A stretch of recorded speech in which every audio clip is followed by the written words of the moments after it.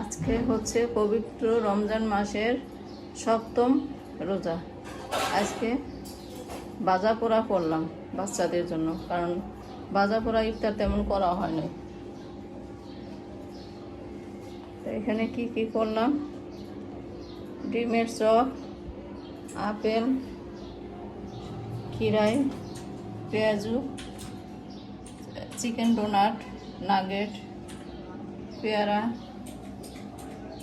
মালটা, খেজুর, তরমুজ, ছোলা বুট, জিলাপি, ঘুগনি মানে ডাবলি, তারপরে হচ্ছে এটাও ডিমের চপ, জালি কাবাব,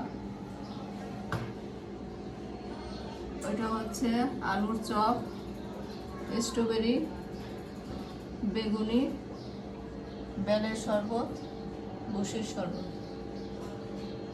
আজকে আমার বাচ্চাদের মন মতো হয়েছে, তাদের কথা হয়েছে টেবিলটা ভরা থাকলে তাদের নাকি খুব তৃপ্তি লাগে খাওয়ার চেয়েও। তা আজকে গাইস এদের জন্য সেভাবেই করলাম। কেমন হয়েছে আপনারা কমেন্ট করে জানাবেন। ভালো লাগলে সাবস্ক্রাইব, লাইক, শেয়ার করবেন।